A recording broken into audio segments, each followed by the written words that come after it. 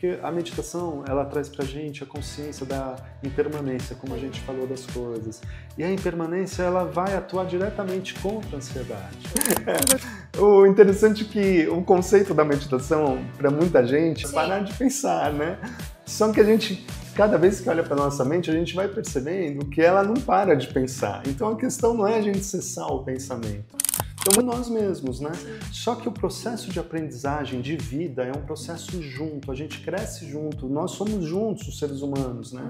Hoje a nossa faceta de bem-estar, ela é voltada para a mente e a gente vai discutir uma pauta que é muito falada na internet, que é a meditação. Meu convidado de hoje é formado em jornalismo, com pós-graduação em psicanálise e psicologia, além de várias extensões universitárias em filosofia, neurociências e ciência da religião. O Davi é professor de meditação no Mahasanga. Bem-vindo, Davi. Como você está se sentindo hoje? Obrigado, Carol, pelo convite. É um prazer estar aqui falando com você sobre meditação, bem-estar. E para começar, eu queria saber o que é bem-estar para você? Bem-estar, eu acho que está muito mais ligado a uma coisa fisiológica, um sistema, né, que a gente pode falar.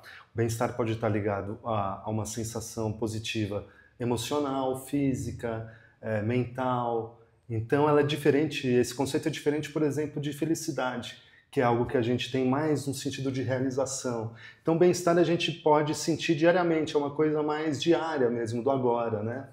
E a gente pode definir isso também pensando no contraponto do bem-estar, que é o mal-estar. E aí talvez facilite o nosso entendimento. Por exemplo, às vezes você come alguma coisinha que não está legal, e aí você tem aquele mal-estar, né? O bem-estar pode ser, a gente pode pensar no contraponto aristotélico mesmo, né?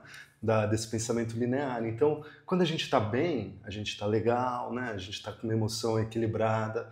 Para a neurociência também o bem-estar é isso, é o equilíbrio do nosso cérebro, né? O equilíbrio do nosso sistema nervoso, né? Tanto o simpático, quanto o parasimpático, quanto o central, ou quanto esse periférico que está nas outras partes do nosso corpo.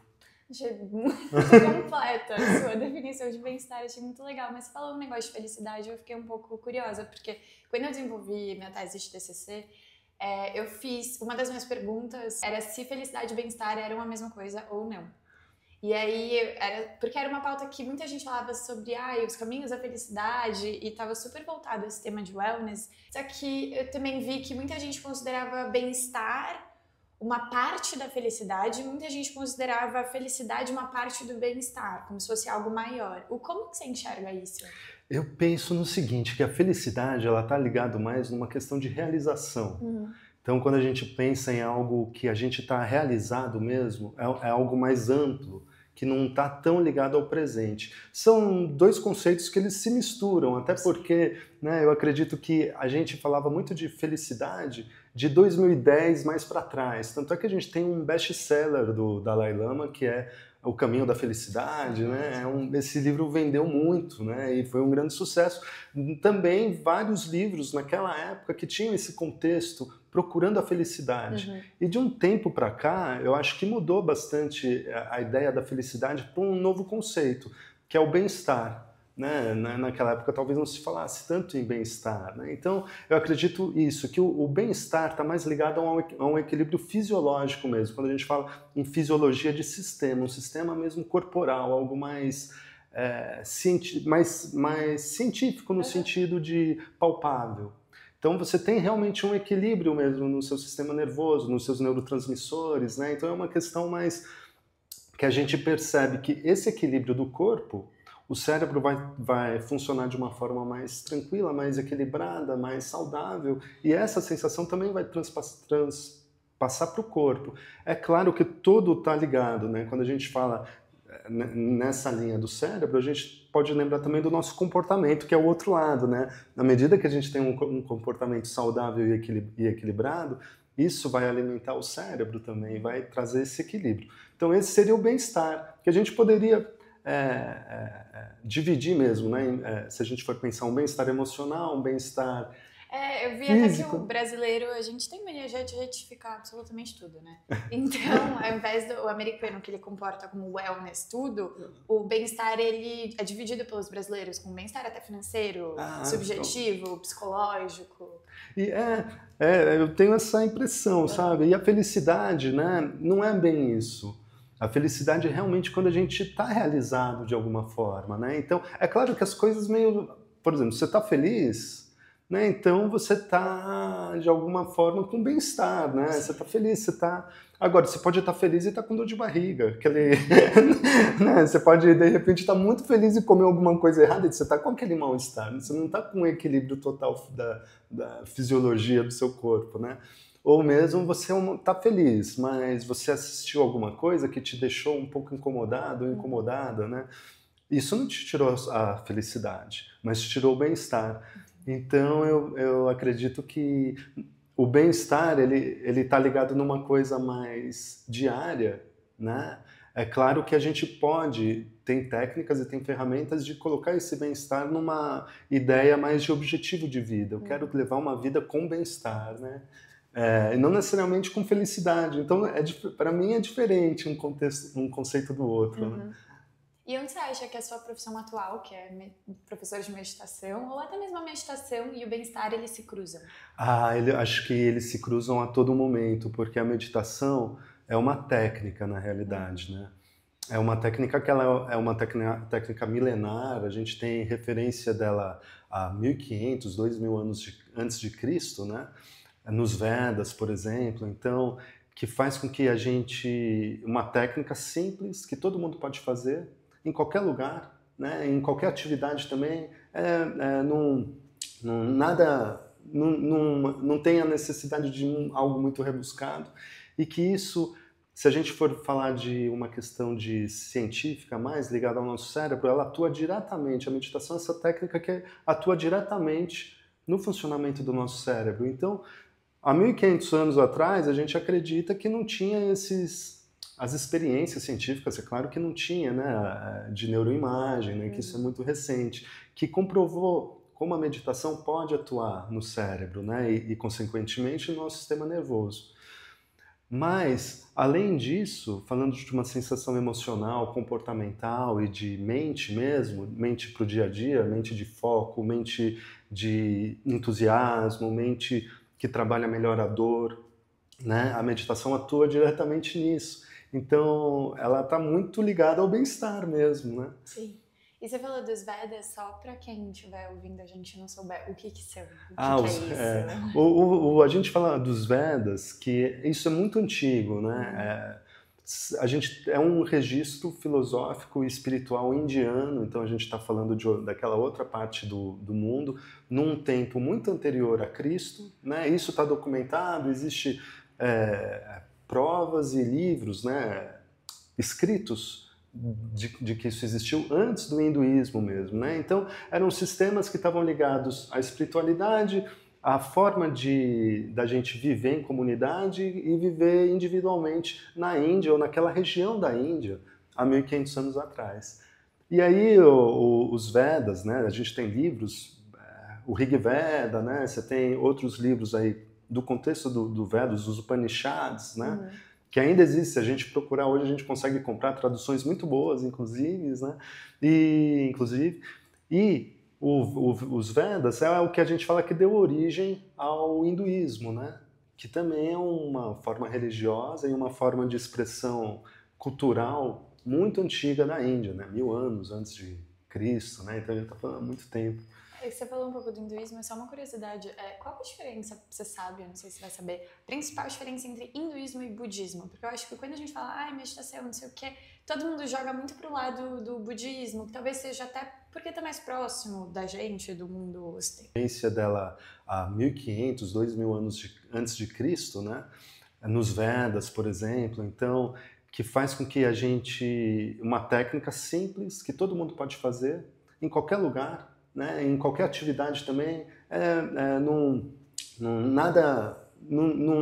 tem a necessidade de algo muito rebuscado, e que isso, se a gente for falar de uma questão de científica mais ligada ao nosso cérebro, ela atua diretamente, a meditação é essa técnica que atua diretamente no funcionamento do nosso cérebro. Então, há 1500 anos atrás, a gente acredita que não tinha as experiências científicas, é claro que não tinha, né, de neuroimagem, né, que isso é muito recente, que comprovou como a meditação pode atuar no cérebro, né, e consequentemente no nosso sistema nervoso. Mas, além disso, falando de uma sensação emocional, comportamental e de mente mesmo, mente para o dia a dia, mente de foco, mente de entusiasmo, mente que trabalha melhor a dor, né? A meditação atua diretamente nisso. Então, ela está muito ligada ao bem-estar mesmo, né? Sim.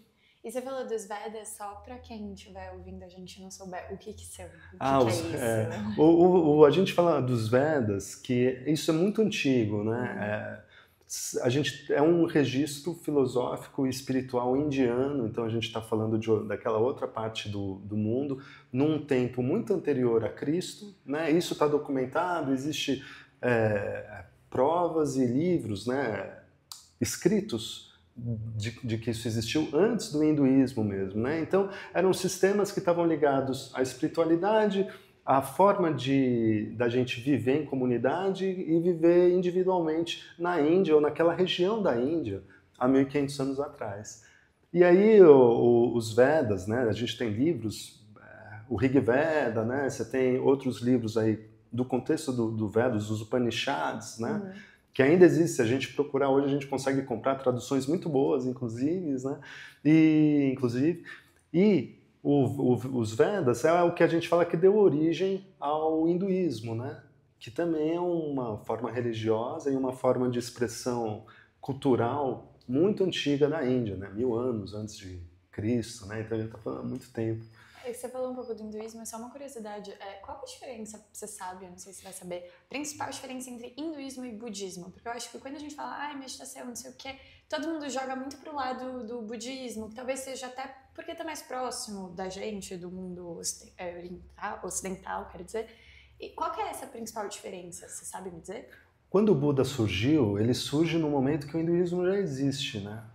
Então, as meditações já existiam na época do Buda. Já eram feitas, a gente está falando daquela região onde o Buda nasceu, né? Que ele nasceu na região do Nepal hoje, né? E a gente pensa num contexto da Índia, Nepal, toda aquela região. É claro que outras coisas já aconteciam nesse mesmo período, na China, em outros lugares do mundo, né? Até se a gente vai falar em Oriente Médio, né? As traduções cananeias, sumérias, então é muito grande, né? Mas se a gente colocar nesse contexto da Ásia, quando o Buda surgiu, Siddhartha, né? Na verdade ele surgiu como uma pessoa, ele não era Buda, né? Ele era um ser normal, né? Ali ele era um príncipe, inclusive. O hinduísmo já existia, então as meditações já existiam, aquele contexto cultural do hinduísmo já existia naquela sociedade, com as culturas e as tradições daquela forma, né? Então, quando o Buda ele aparece, ele tem uma série de insights, que é longa a história, né? Tem uma série de coisas que ele passa na vida dele e ele aprende a meditar. Com a meditação que já existia. E através dos insights que ele teve da meditação, ele trouxe a meditação como uma técnica fundamental e essencial para o budismo. Então, enquanto que o hinduísmo a gente tem muitas formas de crença e de expressão da sua fé ou expressão do seu comportamento, o budismo, para Buda, o Buda original, né, o budismo original, ele coloca a meditação como ponto central. Então, um exemplo prático, enquanto o hinduísmo você vai lá e acende uma vela e medita, faz uma oração para alguma deidade, alguma divindade, o Buda não, o Buda já fala, olha, senta e medita. Não há muitos insights além da meditação. E para várias linhas do budismo, né, como a gente fala em tradições filosóficas e religiosas, toda vez grande parte das religiões se encontra com uma cultura diferente, ela vai se adaptando e vai se desenvolvendo na cultura que ela se encontra, né?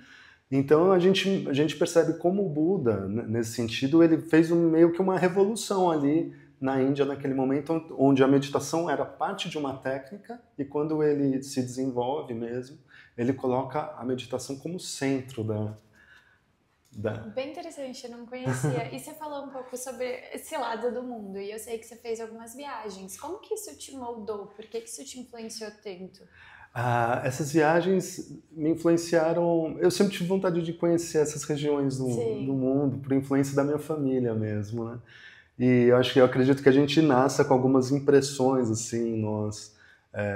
Então, eu acho que são São coisas que existiam em mim, que já existiam nos meus antepassados e estava dentro de mim de alguma forma. A gente pode falar isso de uma questão genética, biológica também, né? No sentido mais, assim, real, né? Uhum. Mas eu sempre tive esses interesses de viajar para essas regiões. E nessa época, a primeira vez que eu fui para lá, as primeiras vezes, eu ainda era jornalista, né? Então eu fui com cunho de curiosidade cultural, de juventude, que eu adorava fazer mochilão, essas coisas, né? E me atraía muito mais essa região do mundo do que, por exemplo, outras partes aqui mais para cá, né? Para gente. E isso foi me colocando num lugar que eu comecei a ter um contato muito grande mesmo com a cultura de lá. Então eu gosto da comida, eu gosto da música, gosto da forma filosófica que eles pensam, do tipo de pensamento não aristotélico, que aqui a gente tem uma coisa muito aristotélica no Ocidente, e a questão, claro, fundamental espiritual, que aí foi foi incrível, assim, né? E de uma forma que entrou no meu coração direto, sem pedir licença. Então foi algo assim que tocou em mim, no meu corpo inteiro, na minha mente inteira, e eu só voltei depois e me aprofundei, né, nessas coisas. Né? Bem bonito. E como que você enxerga, qual que é, sei lá, se tem uma diferença entre a meditação de lá e a meditação praticada aqui no Brasil? Tem uma diferença? Hoje em dia, com essas informações que a gente tem, tudo mudou, né? Todo mundo tem acesso à informação, né? Eu acho que o grande problema é a gente filtrar essa informação. A informação, antes que era muito hermético, hoje está aí. Qualquer um pode acessar da forma né? De uma forma simples, né? No nosso celular, né? No nosso smartphone.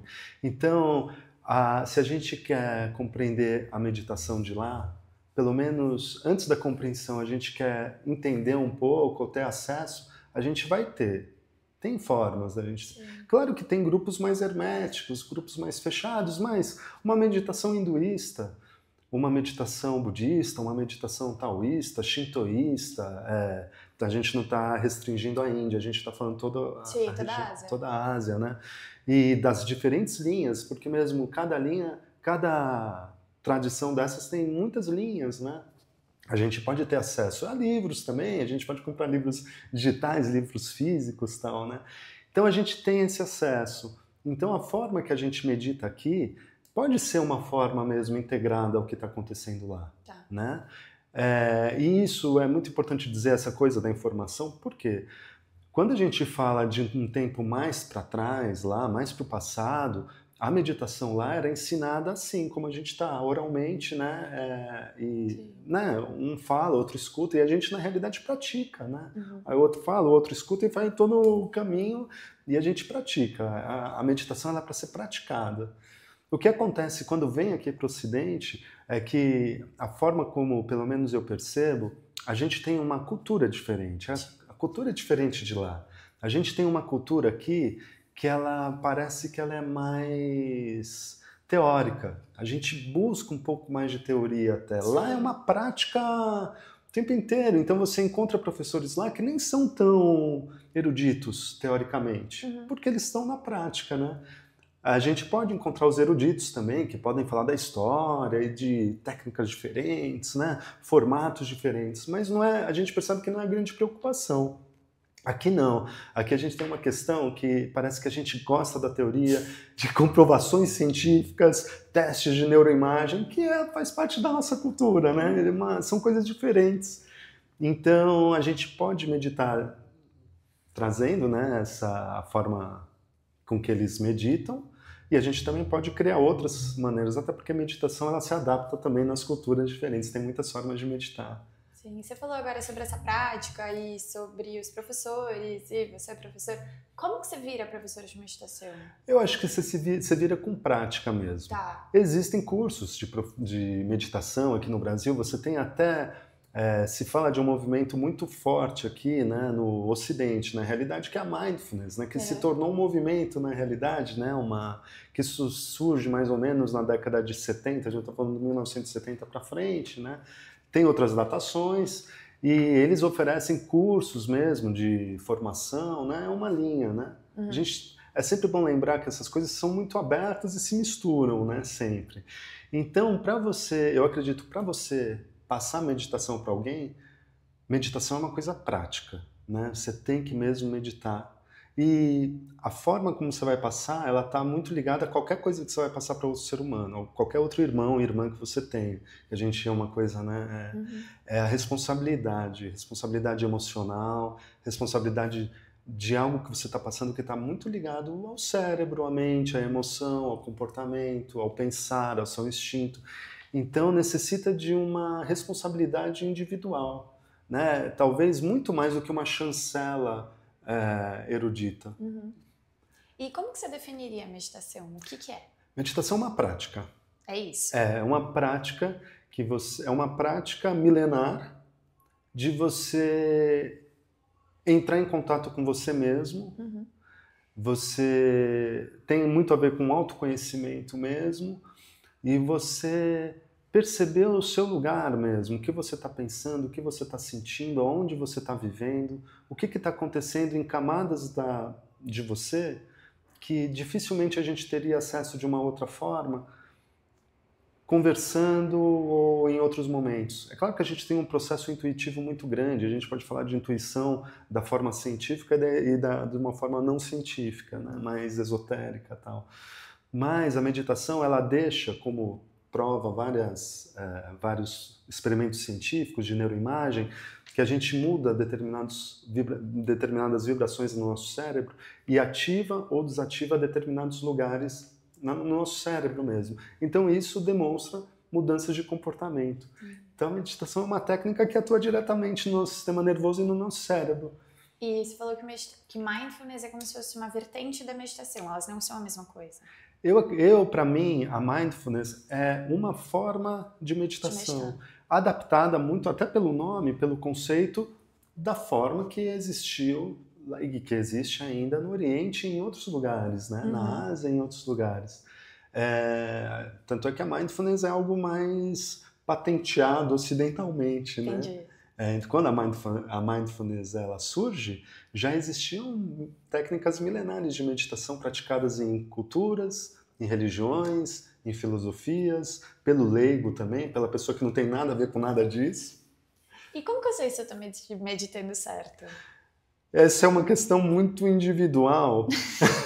Porque tem gente que fala, eu meditei e dormi.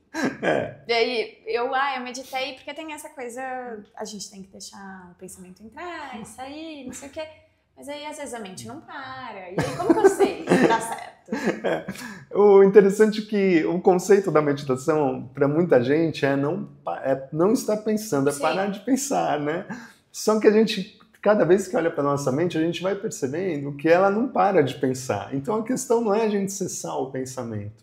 Então muitas vezes a pessoa está meditando e acha que está meditando errado porque está pensando demais.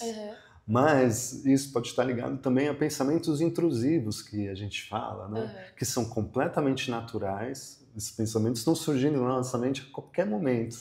E quanto mais a gente foca neles, mais eles se fortalecem e se bifurcam, né?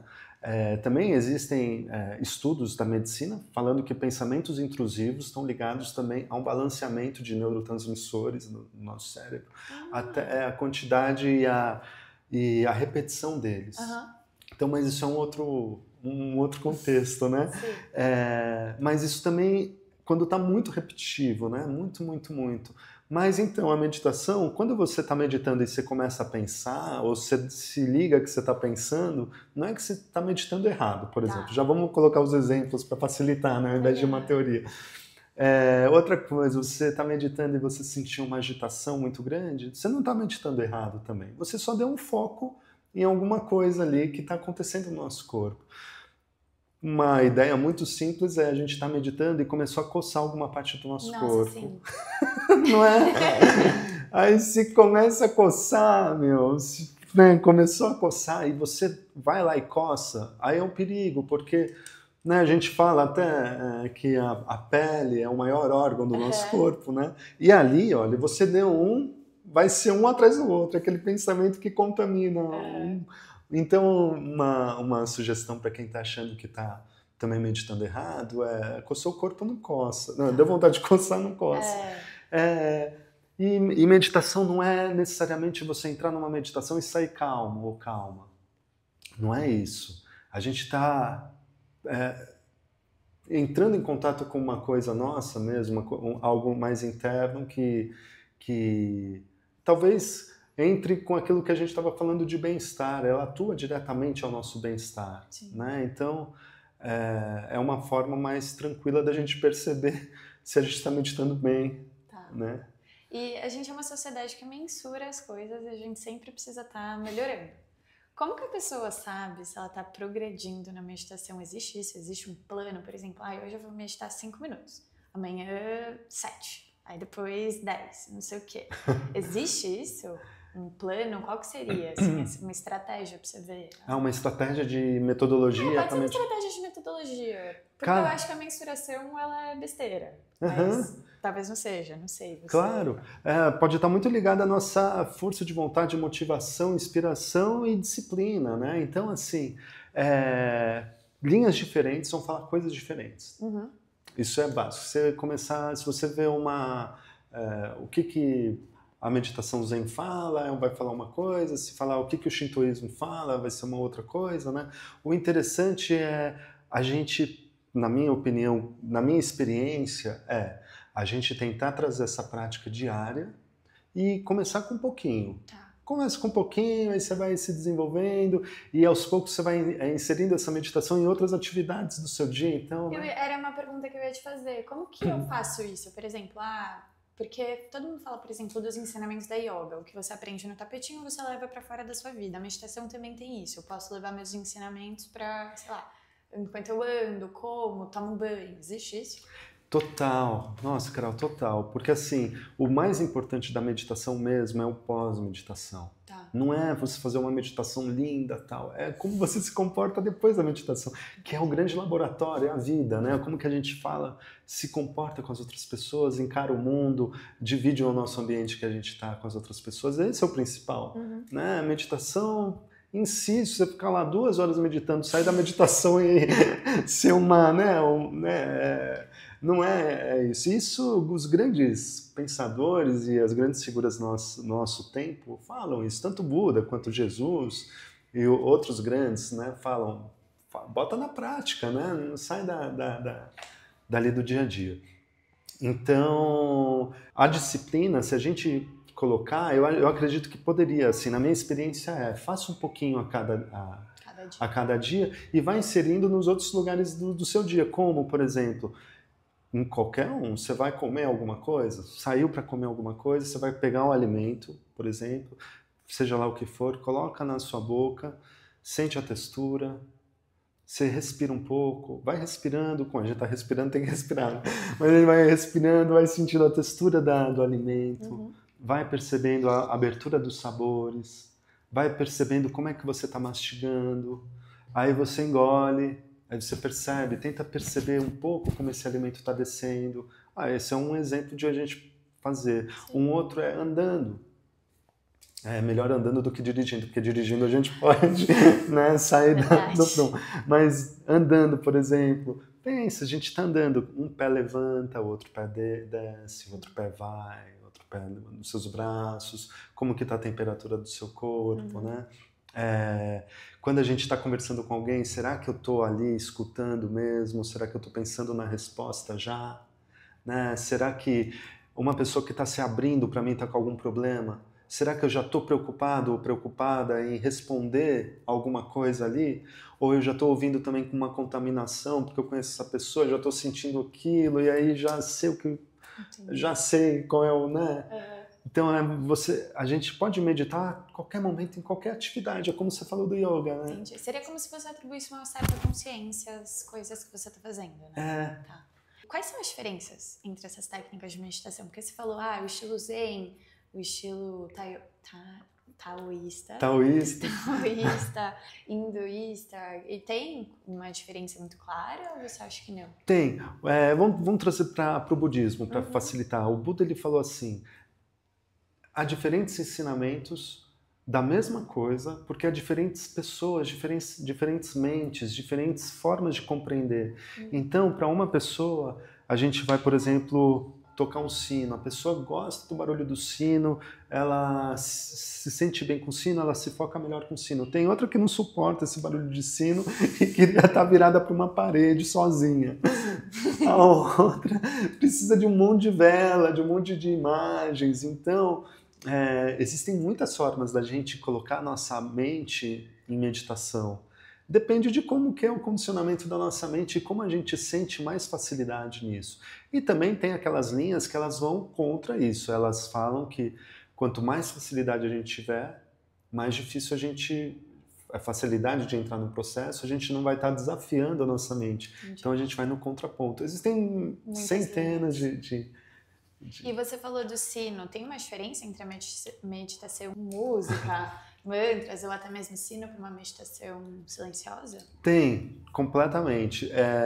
A gente coloca aí meditação com o olho aberto, ou com o olho fechado, ou com o olho entreaberto. Cada linha e cada filosofia vai falar uma forma que achou que era mais... funcionava mais ou se adequava mais. Entendi. Né? Então tem sim, e é mais desafiador para algumas pessoas, por exemplo, meditar no meio da Avenida Paulista às 6 da tarde, né? Do que num ambiente assim mais controlado, né? Então vai ser mais desafiador, vai trabalhar com outras percepções do nosso corpo. Então a gente pode fazer meditação visualmente, auditivamente, de uma forma mais cognitiva, para falar de todos os sentidos. A gente pode fazer uma meditação com uma palavrinha, a gente pode fazer uma meditação com mantras repetitivos, com a nossa respiração mesmo, que é a básica das básicas, que essa é a original. E, como a gente falou, comendo alguma coisa, né? Dependendo do nível de cada um. E você falou que ela é original. Quais são as origens da meditação? Então, a origem mais antiga que a gente tem, assim, de história, ela está ali milhares de anos, a gente está falando 1500, 2000 anos antes de Cristo, porque os textos védicos, a datação ele muda, né? Altera. Mas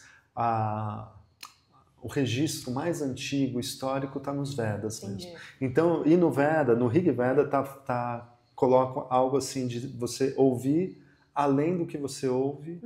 Né? O texto é mais ou menos assim, você enxergar além do que você enxerga, sentir o cheiro além do que você... Que é exatamente você acessar um lugar na sua mente e no seu cérebro, além disso que a gente está mais acostumado, né? Tem alguma leitura que você indica?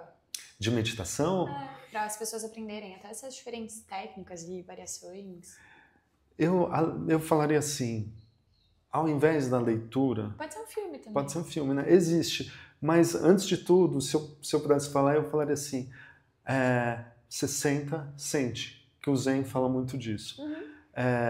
Senta do jeito que você quiser, mas deixa, se possível, senta de uma forma que a sua coluna esteja mais ereta, coloca as suas pernas mais cruzadas, suas mãos numa determinada forma, e você simplesmente acompanha a sua respiração um pouquinho, com os olhos semiabertos. Antes do livro, eu falaria pratique. Né? Que a meditação é uma prática mesmo. Existem muitos livros que a gente pode falar. Eu falaria para a pessoa que está interessada, procurar livros do Zen budismo mesmo e sem nenhuma ligação dogmática com o Zen. Mas eu acredito que a forma que o Zen apresenta a meditação é uma forma muito simples, diária, que qualquer um pode fazer, né? Não há diferenciações de pessoas, idades, dores. Qualquer um pode, né, fazer mesmo e procurar livros, na minha impressão, assim, livros desse tipo. Pode ser o budismo zen, pode ser outras formas filosóficas orientais mesmo, que é um conhecimento milenar que está mais ali, sabe? A gente meio que deu uma adaptada aqui no Ocidente. E você falou dessa postura, por que ela é importante? A postura ela é importante pelo funcionamento do nosso sistema nervoso. Então, por mais que eles não tinham a educação científica, talvez, ali naquela época, ou tinha alguma outra educação, de prática em prática, de pessoas em pessoas, eles perceberam que se você mantém determinada postura, a forma de você respirar e a forma como a nossa mente se comporta é mais equilibrada.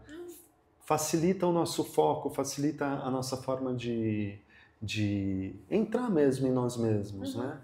Então, postura de mãos, postura de pernas, postura de corpo. O sistema nervoso facilita o nosso... É claro que tem pessoas que têm problemas de saúde, né? Então não podem ficar sentadas assim. Aí também, às vezes, começa A minha perna sempre formiga. Então, formiga, né?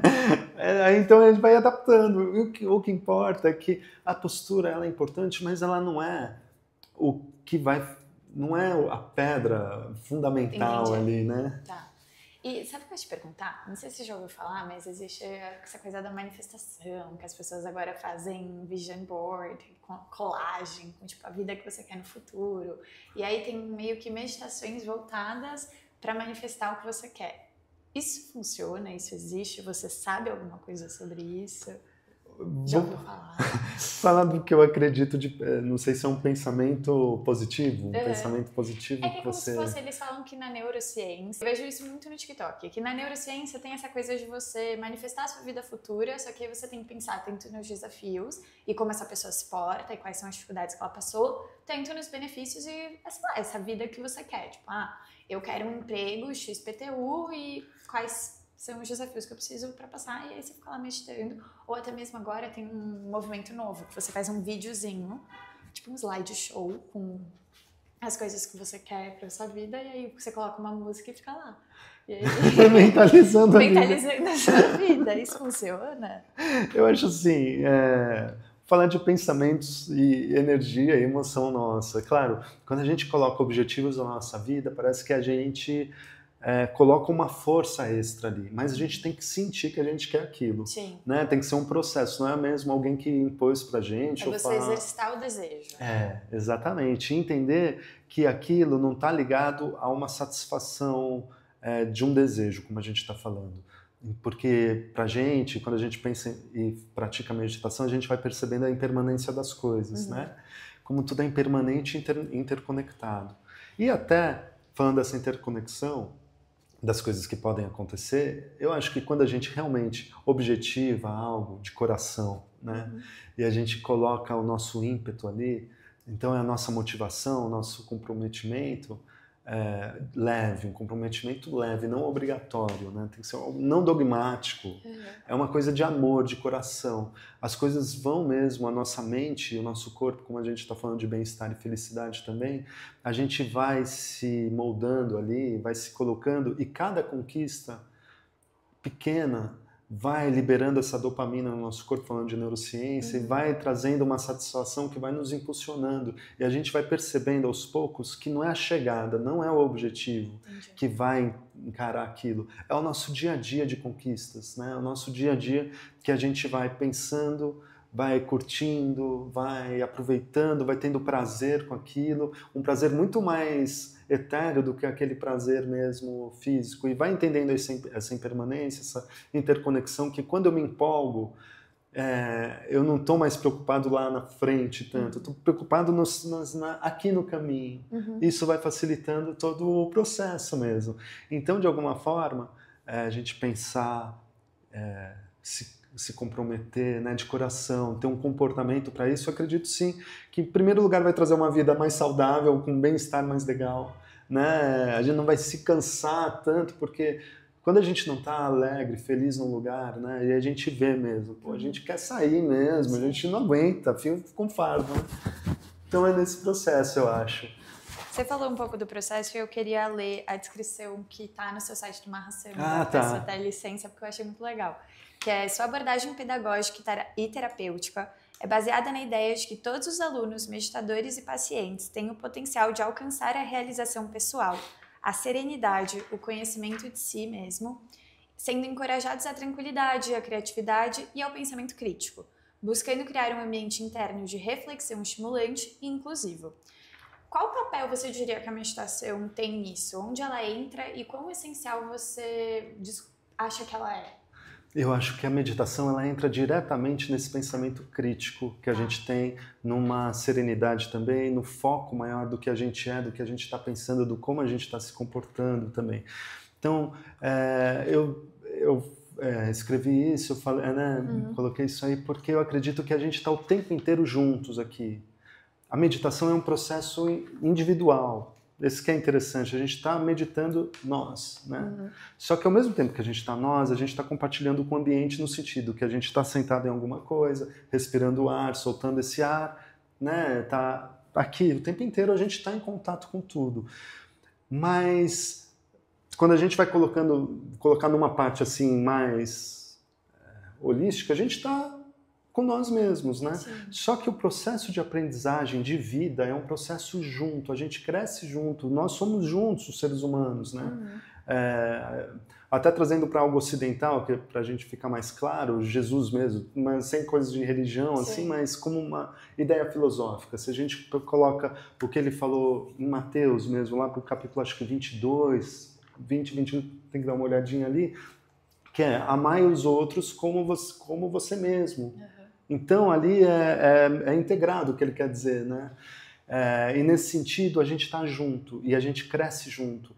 Essa divisão de quem está falando, quem está ouvindo, aí muda quem está falando, quem está ouvindo, traz novas reflexões, traz novas aberturas de mente, novos valores, uma educação compartilhada onde todo mundo está junto mesmo. Não há muitas diferenças nisso. Talvez um leu mais que o outro, talvez um viveu mais que o outro, talvez um estudou mais com o outro, mas todo mundo tem a humildade do humus mesmo, daquela coisa úmida, da terra que se mistura e planta e a semente cai nessa terra úmida e cresce uma árvore, daquela junção da humildade de todo mundo, né?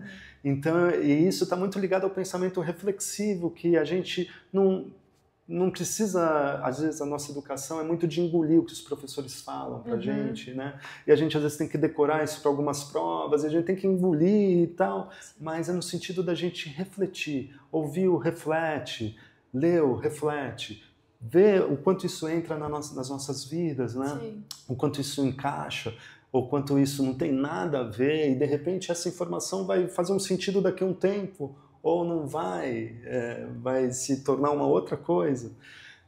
Nesse sentido mesmo, de a gente ter esse pensamento reflexivo, né? E coletivo, a gente está sempre junto. Achei bem legal. Você falou aí do pensamento crítico e eu queria trazer, na verdade, uma pesquisa que a Microsoft soltou uma pesquisa junto com uma universidade que a inteligência artificial está afetando o nosso pensamento crítico e até como se fosse deixando a gente burro, porque já que a gente não estaria fazendo as atividades um pouco chatinhas do dia a dia e mais monótonas e tacando tudo ChatGPT, IA e tal, isso estaria afetando o nosso pensamento crítico e toda essa ideia. E em contraponto com isso, em 2011, ou seja, faz muito tempo que está se discutindo isso, Harvard soltou uma pesquisa que eles faziam ressonância magnética no cérebro das pessoas. Acho que eles, sei lá, juntaram um grupo de meditadores por 8 semanas num institutozinho e aí eles faziam uma meditação e viu-se que cresceu a massa cinzenta, uma substância cinzenta do hipocampo, que é uma área crucial para o aprendizado e a memória, ou seja, a plasticidade do nosso cérebro.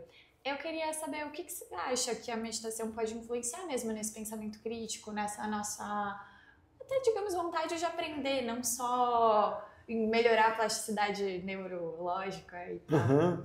É incrível isso, a gente vê realmente o desenvolvimento das pesquisas de neuroimagem, da própria neurociência, né? A gente fala neurociências com plural também, em muitos estudos em diferentes campos da nossa vida, e a meditação é uma delas, né? Tem muitos estudos mesmo da prática da meditação, como a meditação atua, né? Como você colocou no hipocampo, em outras regiões do nosso cérebro também, que estão ligados ao processo emocional e fundamentalmente ao nosso processo de aprendizagem. Sim. Que é isso que você disse. O que é a aprendizagem do nosso cérebro? É realmente uma plasticidade neural, né? É a gente fazer novas conexões no nosso cérebro, né? Então a meditação, como tá nesses estudos, né? ela atua diretamente nesse lugar onde a gente tem uma forma de comportamento cerebral diferente, onde libera uma facilidade mesmo de novas formas. A gente tá, porque uma coisa é abstrata, outra coisa é mais concreta, né? Então, quando a gente fala neurônios, por mais que eles sejam materiais, fica meio abstrato, porque são muito pequenos e estão num lugar que a gente não consegue enxergar no nosso cérebro. Mas o que a gente pode trazer isso? A educação para o nosso comportamento do dia a dia, né? Então, para a nossa forma de agir, agir com nós mesmos e com tudo. Né? A questão da aprendizagem nesse sentido, eu acho que ela é fundamental também quando a gente vai falar de inteligência artificial, porque tudo bem, está muito novo isso para a gente, então toda coisa que é muito nova a gente fica um pouco perdido, né? Sim. E está acontecendo em vários pontos, a inteligência artificial está atingindo diversas áreas, né? Tanto profissionais quanto individuais mesmo, e está lidando com essa questão da aprendizagem do nosso pensamento crítico, como você falou, e aí eu acho que ela vai cair muito dependendo da educação que cada um tem, né, desse processo reflexivo que cada um aprendeu, e também como cada um vai utilizar dessa ferramenta, né? Claro, a gente pode ficar falando de inteligência artificial, né, dos impactos sociais, dos impactos comportamentais, mas em termos de aprendizagem, plasticidade cerebral, eu acredito o seguinte, se a pessoa faz uma coisa de inteligência artificial, por exemplo, de pesquisa, mas ela se dá o tempo de ler aquela pesquisa, ela está levando informação para o cérebro dela. E aí ela pode, a partir disso, fazer uma reflexão sobre aquilo que ela leu, entender que está todo mundo falando, olha, essas versões que estão ainda aí, elas não são 100%... o conteúdo de pesquisa ainda exige que você tenha um senso de pesquisa maior, né? Sim. Elas ainda estão falando isso, né? Então cabe, eu acho que ao indivíduo, nesse sentido educacional que a gente está falando, de reflexão, né? Nesse ponto específico. Sim, super. De entrar, para cada um ter esse espaço de reflexão crítica sobre a informação que está chegando em si. E não ficar só engolindo o que está... Porque não pode, é a mesma coisa, a gente vai falar de inteligência artificial e ficar engolindo um livro que a gente leu, ou alguém que falou alguma coisa. Não, a gente tem que digerir, ver se entrou no nosso coração, na nossa mente. E ver se faz sentido, né? Exatamente. E você falou um pouco sobre os benefícios e as comprovações científicas da meditação, e eu achei uma pesquisa muito interessante da Frontiers in Psychology sobre a meditação da bondade amorosa. Basicamente, eles chamam de Love Kindness Meditation, que é um tipo de meditação budista que visava cultivar atitudes gentis. Então, enquanto as pessoas meditavam, eles respiravam e falavam, ai, que você seja feliz, e meio ia mudando o foco. Então, primeiro eu, depois o outro, até para pessoas que a gente não conhece, etc. E viu que essa prática, ela fornecia emoções positivas a curto prazo, e aumentava essas emoções positivas. Então, realmente, como se essa bondade chegasse para as pessoas que estariam meditando. Eu queria saber se tem outros benefícios comprovados da meditação, se você sabe, algum estudo, alguma coisa assim. Científicos? Científicos. O que a neurociência está apontando, não vou aqui pontuar assim o estudo, né, que aconteceu em Cambridge e tal, não sei o que, em Harvard. Mas só um benefício geral mesmo, um panorama do que está acontecendo. Meditação está sendo utilizada em hospitais, inclusive em clínicas de saúde, né? Então você tem aqui movimentos, tinha aqui no Hospital das Clínicas, não sei se ainda existe, em várias linhas de psicologia, a meditação ela já entra, principalmente na TCC, né, que é a cognitiva comportamental, né? Então já entra a meditação ali. Muitos psicólogos indicam a meditação para determinados tratamentos que de uma forma de mudança de comportamento, né? Na própria medicina também, muitas linhas estão. Você tem médicos que estudam isso. Também tinha um centro de estudos muito avançado de pessoas que estavam meditando no Einstein alguns anos atrás. Não sei se ainda isso existe. Tem vários centros de meditação espalhados aqui no Ocidente, né? Que comprovam, assim, as pessoas profissionais de saúde estão utilizando da meditação como uma prática, uma ferramenta, né? Que ela vem junta com o tratamento que a pessoa está passando. Sim. Então, além disso, existem uma série de de estudos científicos da neurociência com neuroimagem, mostrando que a meditação ela atua no hipocampo, ela atua no nosso sistema límbico, que seria ali uma região mais, bem entre aspas, direcionada à emoção, porque a gente sabe hoje que as partes que são muito referências, elas estão cada vez mais abertas no nosso cérebro, tudo age em conjunto, né?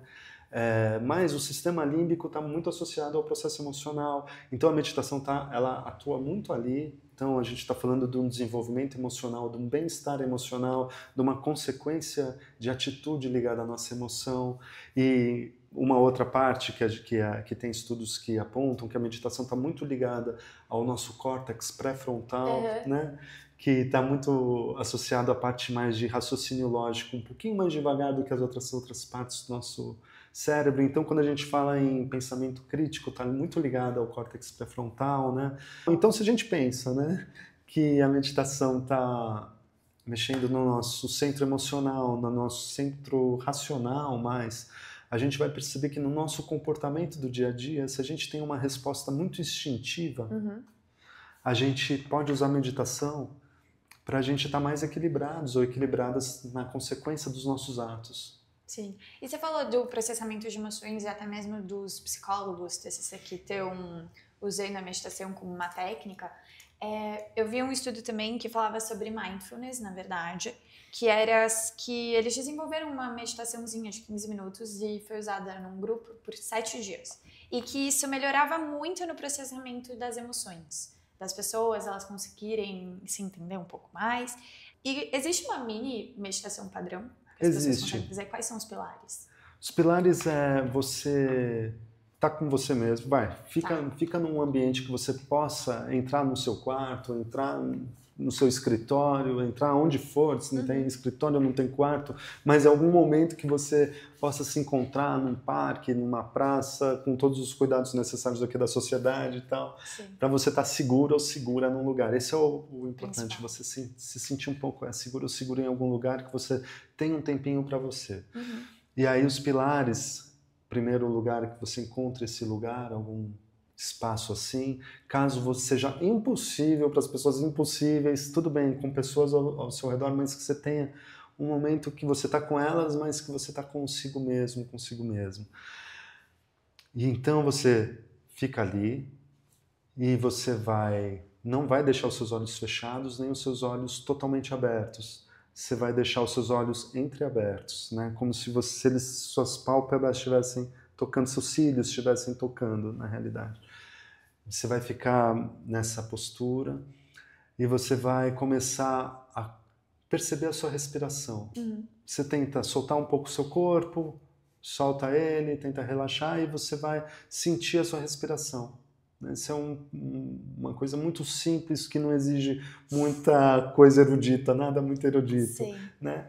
Conta a sua respiração, sente aí o ar entrando e o ar saindo, e aos poucos você vai normalizando essa respiração. Quando você normalizar essa respiração, você pode mudar um pouquinho essa prática. Você começa a contar um pouquinho. O ar que entra, conta até 3, segura um pouquinho esse ar, contando até 3, e solta com uma expiração maior, conta até 4. E aos pouquinhos você vai percebendo como isso vai mudando o seu corpo e sua mente. E é interessante que a gente pode falar também da meditação, se a gente perceber no esporte, muitos atletas, e não de uma forma tão recente, que, por exemplo, antes de jogar uma cesta numa falta ali para jogar, parava e respirava. Ou mesmo quando na nossa própria cultura, quantas vezes a gente pode ter ouvido, ou quantas vezes as pessoas ouviram assim, alguém falando, respira. Para e respira, né? Então, isso a gente pode falar que está muito ligado à meditação. Parar, respirar e se dar conta do movimento, de quanto você para e respira, a sua mente ela muda mesmo, o seu corpo ele muda, porque isso está completamente ligado mesmo ao nosso sistema nervoso simpático, parasimpático, central e periférico, ali. Até mesmo falando de esporte, se você corre, aí se você respira errado, te dá dor de facão, você quase morre, você fica lá. Verdade.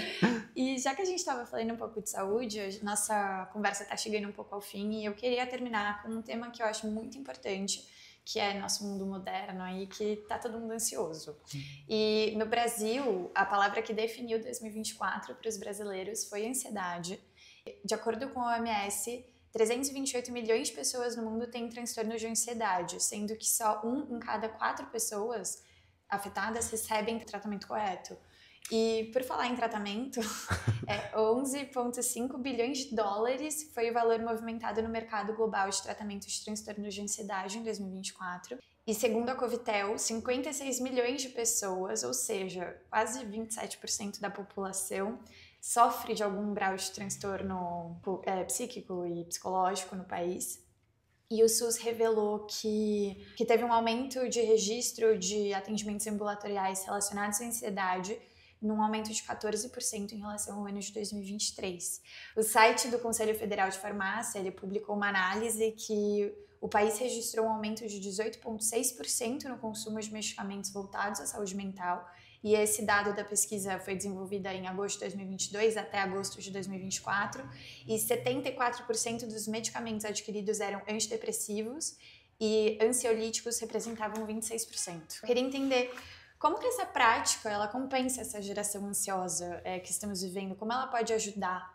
Como que essa meditação ela consegue entrar como um tipo de terapia? Até, por exemplo, para as pessoas que não conseguem tratamento correto ou ajuda de ansiolítico, você acha que isso dá uma aliviada? Como que isso pode influenciar? Nossa, ajuda e auxilia com certeza, assim. A gente pode pensar no seguinte, em diferentes formas, pelo menos aí para começar, de diferentes formas de ansiedade. A ansiedade ela tá muito ampla também quando a gente fala, né? Super. Puxa, e quando ela se torna um transtorno também, Sim. né? Tem pessoas que realmente elas estão sofrendo um transtorno de ansiedade. Tem outras que a gente pode sentir ansiedade se a gente vai para algum evento, ou a gente vai fazer algo que a gente não sinta que está muito bem preparado ou preparada, né? Sim. Ou a gente pode ter um momento que pode simbolizar uma mudança de vida e a gente se sente ansioso, né? Sim. A ansiedade ela está ligada a muitas coisas, então ao medo, está ligada a uma segurança ou insegurança, ela pode estar ligada a um pavor num negócio, ela, né, num ponto mais além, ela pode estar ligada a todos os lugares da sua vida, quando você já não se enxerga bem em nada, você não está legal com você mesmo, com você mesmo, em qualquer ambiente, então você vai ali desenvolver uma ansiedade, achando que as coisas estão ali acontecendo como se você fosse o centro de tudo. Sim. E aí aos poucos você pode ir percebendo que você não é o centro de tudo, e as pessoas, cada um toma uma vida, e talvez isso ajude a você diminuir a sua ansiedade. Sim. Né? Que nem tá todo mundo observando você. Né? Eu tenho uma amiga minha que ela fala que um dos melhores conselhos que eu já dei pra ela foi que eu falei que ela não é tão importante assim pras pessoas. Eu falei, calma, ela falava as coisas, eu falei, calma, ninguém tá pensando tanto em você. Eu amo ela, não penso tanto nela. Quem tirar alguém que... Exatamente, que nunca viu, né? Ou a gente está preocupado em determinadas coisas que as pessoas estão olhando outras, né? Então, realmente, a gente pode ir para um evento, uma festa, um encontro onde não faz parte muito da nossa bolha. E a gente fica meio ansioso, como é que eu vou me vestir, como é que eu vou me comportar, o que eu faço, quais são as regras aqui e tal, né? Como eu posso... as outras coisas também que nos causam ansiedade é a forma como a gente... cobra nós mesmos no sentido de perfeição. Às vezes você já entregou uma coisa boa, mas você acha que você não está entregando bem. E aí você fica ansioso, ansiosa, tal. E aí pode acontecer até depois do que você já fez. Sim. A ansiedade nem sempre ela está totalmente ligada ao antes. Ela pode te dar uma crise de ansiedade depois. Sim. Porque você tá pensando tanto, preocupado tanto com aquilo que já foi entregue, que podia ser muito melhor, que você fica completamente ansioso, ansiosa. Sim. E passa isso para outras atividades da sua vida, da nossa vida, né? Então, a gente pensar que tem várias formas de ansiedade, né? Então, vamos falar da parte corpórea agora. A ansiedade, quando ela surge, ela vem muito... são atuações muito parecidas em todos nós, que tem pequenas variações. A gente pode ficar mais... A temperatura do corpo pode aumentar, ela geralmente aumenta, a gente fica suando mais, né? A gente fica com a boca mais seca, né? A gente passa a ter ações do nosso corpo meio que involuntárias. Sim. Né? Então começa a mexer muito a perna, bate muito o pé, né? E aí a gente acaba, se alguém fala alguma coisa, a gente fala, não, eu sou assim mesmo, fico, né? Mas a gente percebe que as atitudes do corpo, claro, tem pessoas e pessoas, não vamos generalizar, né? Mas a ansiedade, ela se demonstra de forma física muito parecida em nós, com elementos parecidos. E quando a gente vai para a meditação, a gente percebe que a gente vai no contraponto da ansiedade. Então, se você está com o corpo muito agitado, você vai entrando em contato com você mesmo, vai equilibrando o seu sistema mesmo fisiológico, e aos poucos, esses sinais corporais, eles vão se equilibrando. É interessante a gente perceber uma coisa, a gente está falando de neurociência também, existem estudos que apontam que o comportamento, ele causa influência no cérebro. E tem outros que falam que o cérebro vai causar a influência maior no comportamento. E tem outros que falam que são os dois. Então, é claro que qualquer movimento aqui, a gente está passando por informações cerebrais, mas isso é um outro processo. O que eu quero dizer nesse sentido é que quando a gente muda uma forma, a gente está assim, um comportamento ansioso, tal. E aí a gente vai dar uma ordem numa forma de meditação para o nosso corpo, o nosso comportamento vai alterar tanto o nosso comportamento visível, quanto o que está acontecendo dentro do nosso corpo, que a gente nem falou, o batimento do nosso coração, nossa respiração acelerada, né? Quando a gente está ansioso, a gente começa a respirar muito rápido, né? Sim. E a meditação, você está diminuindo a velocidade da sua respiração, né? E quando você diminui a respiração, seu coração começa a harmonizar, né? Então você tem uma prática direta na ansiedade do momento. E se a gente for falar a meditação utilizada nesses outros exemplos que a gente deu, ela entra perfeitamente, porque a meditação, ela traz pra gente a consciência da impermanência, como a gente falou das coisas. E a impermanência, ela vai atuar diretamente contra a ansiedade. Porque vai te falar, olha, passou, vai passar, não fica, já passou, vai passar, você está vivendo esse momento que você vai viver ou já viveu, muito depois ou muito antes, não é, agora você está em outro lugar da sua vida, né? Tipo, o evento é daqui a 1 hora, chega lá, não é agora, né? E depois a mesma coisa. Então a meditação, ela vai trazer essa questão da impermanência, ela vai trazer também a questão de tudo está realmente interligado, a gente vai perceber, a gente medita porque a gente está respirando o ar. Então, quando a gente pensa que está tudo interligado, a gente vai entender, vai compreender que a sensação que eu estou tendo de ansiedade, ela está muito ligada a um pensamento que eu estou tendo naquele momento, que também está ligado a outros pensamentos de mim mesmo, de pensamentos do que pode acontecer ou não aconteceu, etc. Tal, que está ligado à emoção que eu estou sentindo, que está ligado ao meu instinto de sobrevivência. Então está ligado a um monte de coisa, né? Então, se a gente na meditação consegue compreender esses pontos, quando a gente sai da meditação, a gente trabalha melhor com isso. Sem contar a serenidade, a calma que a gente tem. Então a gente mexe em tudo, pensamento reflexivo, pensamento crítico, aprendizagem, calma. É legal. E o que eu ia te perguntar tem diferença? Porque, por exemplo, as crianças hoje em dia, o uso de smartphone, eu acho que isso deve mexer um pouco aí com a cabeça, eu não sei como que é, né? Porque na minha geração eu não cresci com um TikTok, assim. Tem diferença entre uma meditação para criança e para adulto ou não? Tem. Super importante, porque o cérebro da criança, ele não está totalmente formado. Então a gente tem que trabalhar, quando a gente está fazendo meditação com a criança, de uma forma lúdica que o cérebro e a mentezinha dela compreenda. Entendi. E curta. Porque não adianta a gente falar com uma linguagem de adulto para uma criança que não está, né, é diferente. Sim. Então, para uma criança a gente brinca, né? A gente fala de exercícios mais lúdicos, então você pode, até para adulto, se tem adulto com uma cabeça muito infantil, isso não é uma crítica, é uma forma que esse determinado adulto tenha. Ou para ele encaixa melhor, a gente pode levar essa meditação lúdica, um exemplo, por exemplo. É muito abstrata. Muito abstrato, difícil. É uma coisa... E pode misturar com muitos conceitos ocidentais. Sim.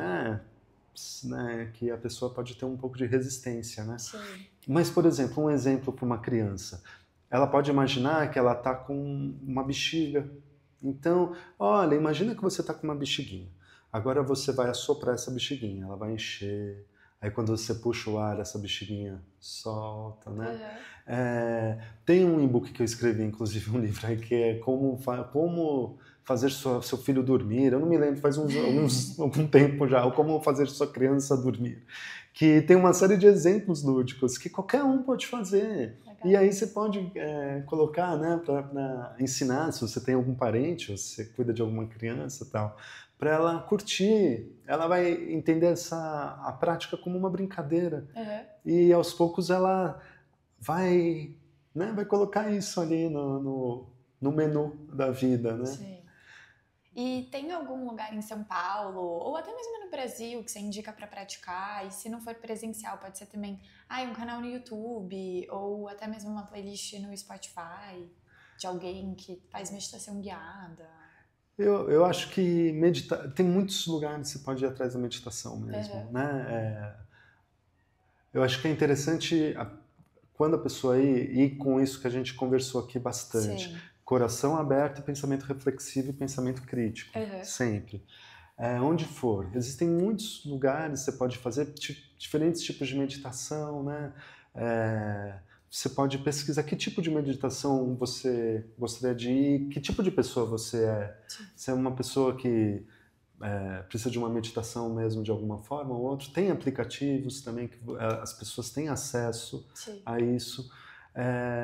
Eu vou falar de mim, da minha linha, assim, que eu acho que é muito importante que você tenha alguém, alguma coisa que você esteja junto. Mas, hoje em dia, às vezes não dá tempo, não tem como, a gente entende, a pessoa tem que fazer virtual, tem que fazer por um aplicativo, é tudo válido, eu acho.